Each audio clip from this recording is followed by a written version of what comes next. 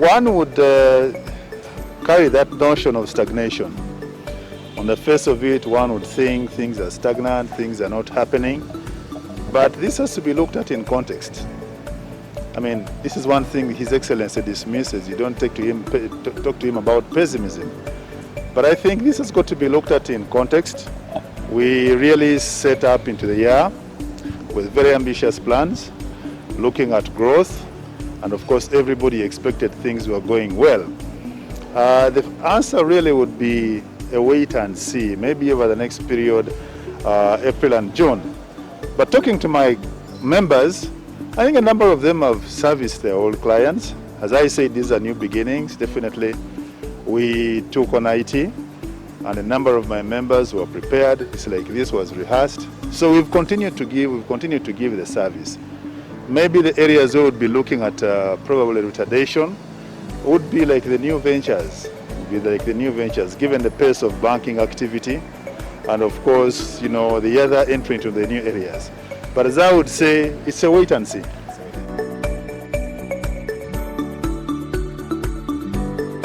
We are here to make our contribution, to present our donation of PPEs, worth about 58 million shillings from the resources we mobilized from our members.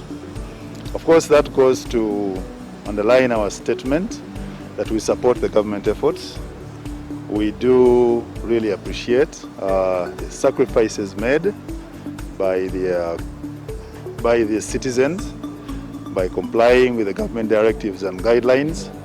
We do commiserate with those who have lost their dear ones outside Uganda. This is international. We cannot stand aside and look. We do hope, because we don't lose hope. We do embrace this as a new beginning.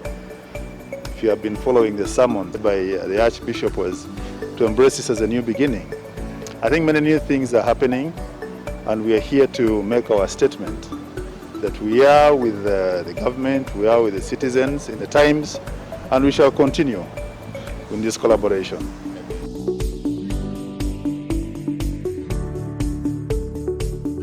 With or without COVID, we do provide advisory services to our clients, advising them on the risk assessments, advising them on the appropriateness of the covers that they do have, the programs. But probably the new dimension that this comes with is to further examine the appropriateness and what new risks are coming on board. COVID has coincided with floods. COVID has coincided, actually at the entrance, there was a locust invasion. So all these things put to test the appropriateness of the protection in place. Thank God that there is a government agricultural consortium in place. We're yet to see if farmers have been affected by the locusts, but the good thing is that there would be a response handy.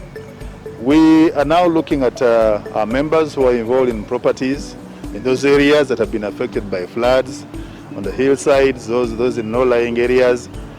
But also you've seen some of our members, and actually the insurers. We have actually managed through innovation and affirmativeness to pragmatically tell the community that yes, while this is a pandemic, the medical insurance providers are still willing to take on the medical expenses related to COVID. And what we're also telling our members, which probably should support the government efforts towards community mass testing. The question will be, how are these bills going to be met? So this engagement we are starting with the insurers, at least to have the costs of testing also carried by these policies. Of course, this is also two-way. We also expect government will negotiate it down. We're now told about $65 per test. This should come down to reasonable levels. I think if the numbers of people to be tested increase, there should be a substantial reduction. That should be our contribution to the economy, but also going forward, we'd like to harness collaboration with the government.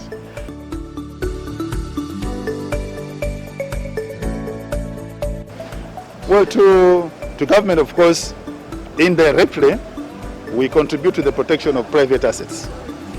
Therefore, enterprise is sustained through risk management, okay? Directly to government, we have contributed to the setting up of the Agricultural Consortium. That is advisory services. Now, slightly away from the regular insurance practice, we are also, commercial enterprises like others. We do pay tax, we do employ, we do train.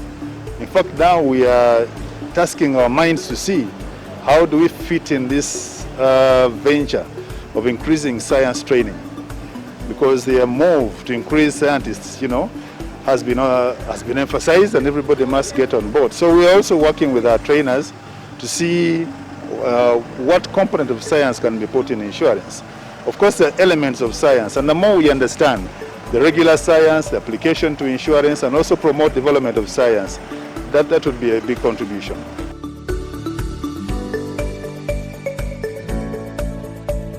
Looking at my age, to me, I don't lose hope, because I'm quick to go back to harder days that we have had. Curfews, quarantines, longer periods. The message I would give to the Ugandans is to remain compliant, not lose hope, but also look at the opportunities, look at the new things to do. I talked about upgrading of our IT. We're going to start trading from our homes. We are looking at suppliers now also supplying in the home. There is a word that has come up now called the new normal. So I think the SMEs, the common citizenry should be looking at the new world of tomorrow. Looking at the new world of tomorrow. And thank God, with the technology, information is now easily accessible. And then, of course, to government, we are at their disposal. We want to harness this engagement. We want to remain hand in glove. Definitely, tomorrow we shall have better days.